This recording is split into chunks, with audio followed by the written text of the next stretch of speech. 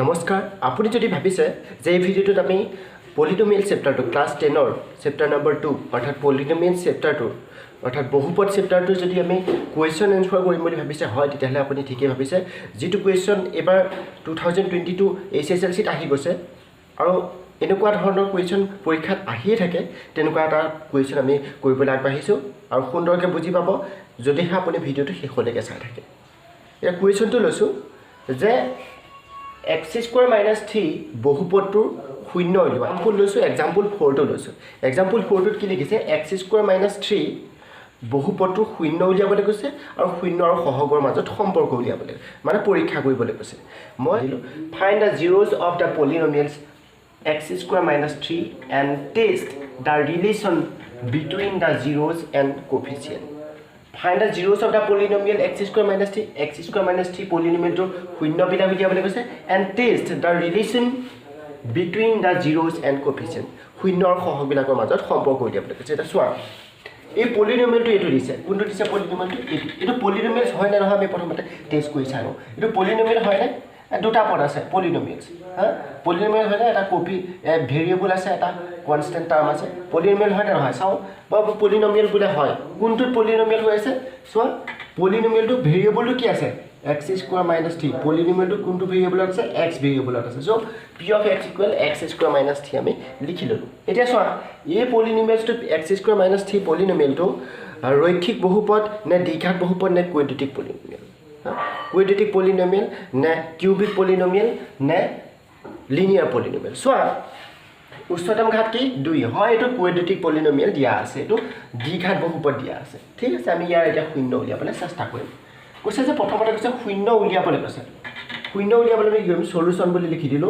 solution given this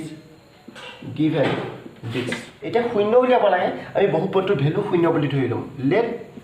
কি ধৰিম p of x equal to 0 বহুপদটোৰ value কিমান শূন্য এটা p of x এর জায়গাত কি আছে পাতি দিম কি আছে x square minus 3 is equal to 0 বাস এটা কি পাম x equal to 3 x square equal to 3 3 ইফালে গল তো মাইনাস টু প্লাস হৈ যাব নেক্সট কি পাম x equal to root over 3 root over টা লহা আগত আহিলে তাৰ আগত কি লিখা হয় root over টা আগত সদায় প্লাস মাইনাস চিনটো লিখা হয় so x equal plus minus root over 3 পাই গলো x ৰ দুটা ভ্যালু পালো x ৰ দুটা ভ্যালু পালো x equal to root 3 আৰু এটা কি পালো x equal to minus root 3 দুটা ৰুট পালো ন সো আমি ধৰি ললো এটা কৈছে আমাক শূন্য দুটা উলিয়াবলৈ কৈছে আমি শূন্য দুটা উলিয়ালো so this is the zeros of this polynomial x square minus 3 এটা test the relation between the zeros and coefficient আৰু শূন্য আৰু সহগৰ মাজত সম্পৰ্ক এটা কি কৰিব লাগিব পৰীক্ষা কৰিব লাগিব শূন্য দুটা এই দুটা আমি এটা শূন্য আৰু সহগ কিনে লিখি দিম let zeros are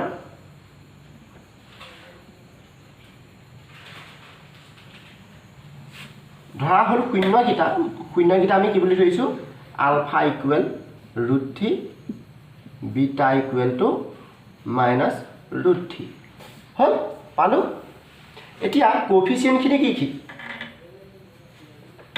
এফালে কৈছো here coefficient সহগ বিলাক ইয়াত সহগ বিলাক হৈছে here coefficients are কি আমি এই বহুপদটোক আমি ax square plus bx plus c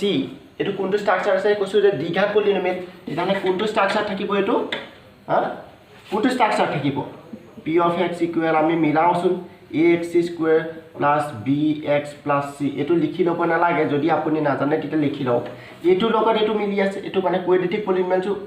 পলিনোমিয়েল সাধাৰণ আহিটো হৈছে এটো এটা কোএফিচিয়েন্ট খিনি ইয়াৰ লগত মিলাম ইয়াত x square কোএফিচিয়েন্ট কি আছে 1 তাৰ মানে x square কোএফিচিয়েন্ট কি a ইকুৱেল টু কিমান আছে ইয়াত 1 আছে সো a ইকুৱেল টু 1 ইয়াত কি আছে x ৰ কোএফিচিয়েন্ট b তাৰ মানে ইয়াত x ৰ কোএফিচিয়েন্ট কিবা আছে নে এই যেটো পলিনোমিয়েল ইয়াত x টাৰ্মটো আছে জানো নাই এটুক আমি লিখিব পাৰো এই যেটো x square minus 3 ইয়াক আমি এই আৰ্হিটোত কেনেকৈ লিখিম চোৱা x square ax square নহয় জানো ax square আছে মানে 1x square plus sin আছে plus তাত bx হা x টাৰ্মটো নাই b মান আমি 0 লিখিব পাৰো 0 * x so bx plus c এই c ভ্যালু কি লিখিব পাৰো প্লাস c ভ্যালু আমি কি লিখিব -3 বস ax² + bx + c এইটো স্ট্ৰাকচাৰ ইয়াৰ লগত মিলি গৈছে এটা a b c ভ্যালু কি আমি লিখি লওঁ চোৱা a = কিমান 1 b ভ্যালু কিমান 0